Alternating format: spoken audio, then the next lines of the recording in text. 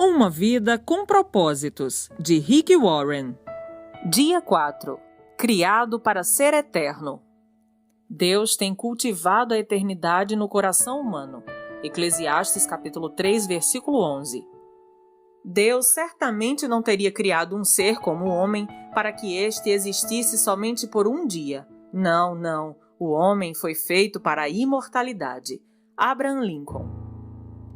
Esta vida não é tudo o que temos. A vida é apenas um ensaio geral antes da verdadeira produção. Você passará muito mais tempo do outro lado, na eternidade.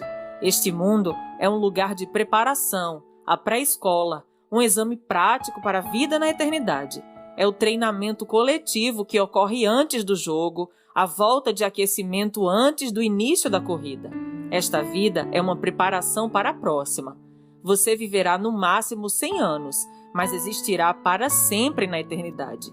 Seu tempo aqui é, como disse Thomas Browne, apenas um parêntese na eternidade. Você foi feito para ser eterno.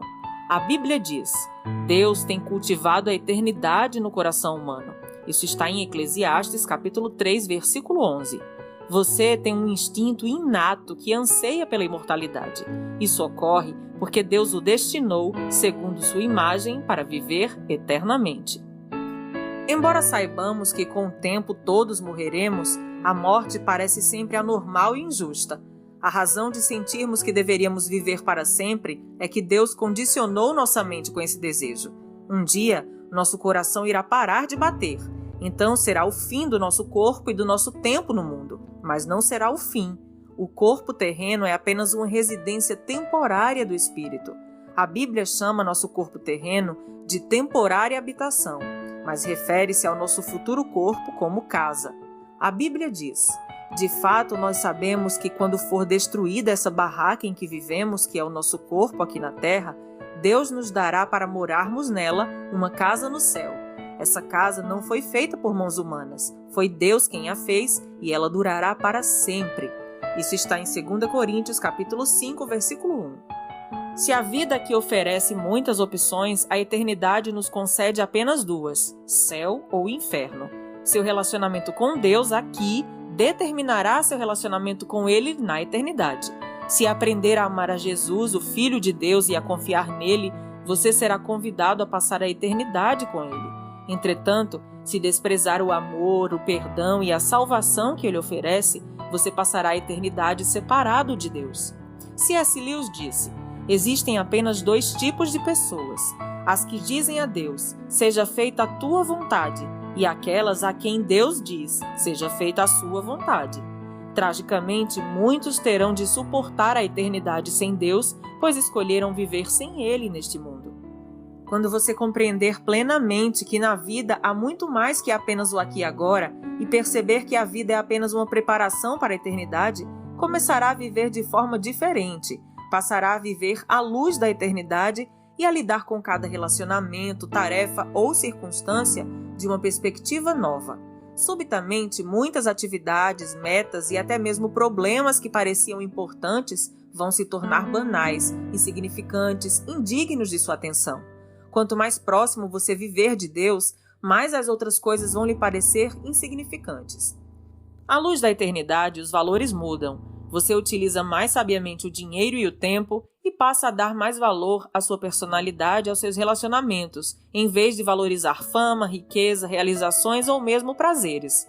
As prioridades são reordenadas. Manter-se em dia com as tendências, modismos e valores populares já não é tão importante.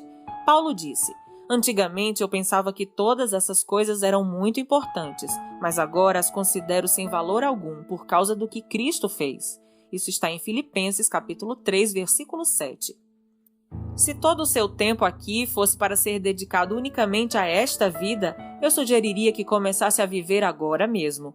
Você poderia deixar de ser bom ou ético e não teria de se preocupar com as consequências de suas ações.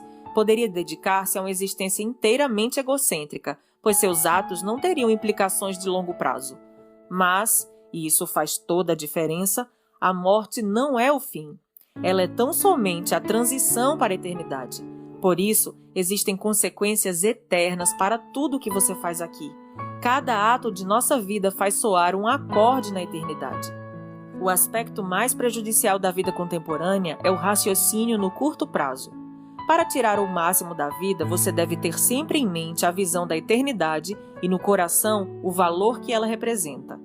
Há muito mais na vida que apenas o aqui e o agora. O que vemos hoje é apenas a ponta do iceberg. A eternidade é tudo o que você não vê sob a superfície. Como será a eternidade com Deus? Francamente, nosso cérebro não é capaz de compreender a maravilha e a grandiosidade do céu. Seria como explicar a internet para uma formiga. É inútil. Não foram inventadas palavras que possam expressar a experiência da eternidade. A Bíblia diz: esse é o significado das Escrituras que dizem que nenhum mero homem jamais viu, ouviu, nem mesmo imaginou que coisas maravilhosas Deus preparou para aqueles que amam ao Senhor. 1 Coríntios 2:9. Entretanto, Deus nos dá vislumbres da eternidade em sua palavra. Sabemos que neste exato momento Deus está preparando um lar eterno para nós.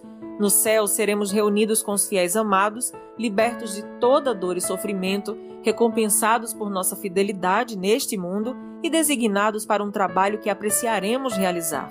Não ficaremos recostados nas nuvens com auréolas tocando harpa. Desfrutaremos da contínua companhia de Deus e Ele se deleitará conosco para todo sempre. Um dia Jesus dirá: venham benditos de meu Pai, recebam como herança o reino que foi preparado para vocês desde a criação do mundo. Mateus capítulo 25, versículo 34. C.S. Lewis expressa o conceito de eternidade na última página de As Crônicas de Nárnia, uma série de histórias infantis que formam uma coletânea. Para nós, este é o fim de todas as histórias. Para eles, porém, este foi apenas o começo da verdadeira história. Toda a vida deles neste mundo e todas as suas aventuras haviam sido apenas a capa e a primeira página do livro. Agora, finalmente, estavam começando o capítulo 1 da grande história que ninguém na Terra jamais leu. A história que continua eternamente e na qual cada capítulo é muito melhor do que o anterior. Deus tem um propósito para a sua vida na Terra, mas que não termina aqui. O plano envolve muito mais que as poucas décadas que você passará neste planeta. É mais que a oportunidade de toda uma vida. Deus lhe oferece uma oportunidade para além de toda uma vida.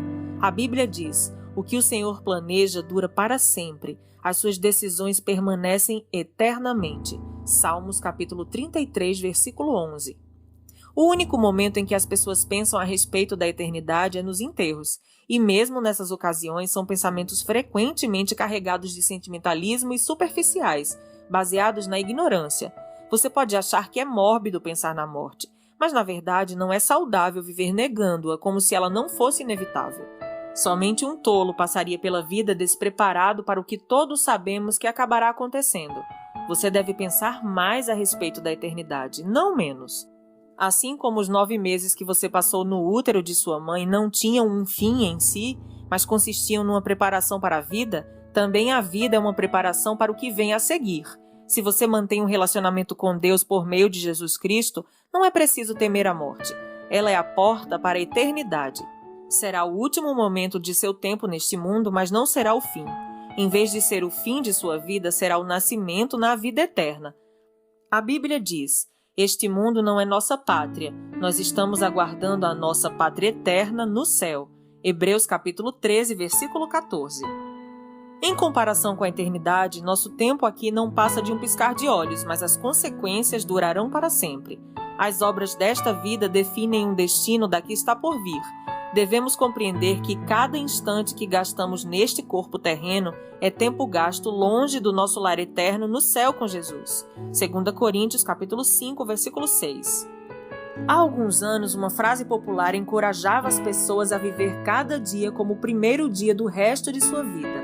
Na verdade, seria mais sábio viver cada dia como se fosse o último. Matthew Henry, em seu comentário de toda a Bíblia, escrito em 1721, diz: é necessário que o assunto de cada dia seja preparar-se para o nosso último dia. Dia 4. Pensando sobre meu propósito de vida. Tema para reflexão. Há muito mais na vida que apenas o aqui e agora. Versículo para memorizar. Este mundo está desaparecendo juntamente com tudo o que ele almeja, mas se você faz a vontade de Deus, viverá para sempre. 1 João, capítulo 2, versículo 17. Pergunta para meditar. Já que fui feito para ser eterno, qual a única coisa que hoje devo parar de fazer e qual a única coisa que devo começar a fazer? Até o próximo áudio.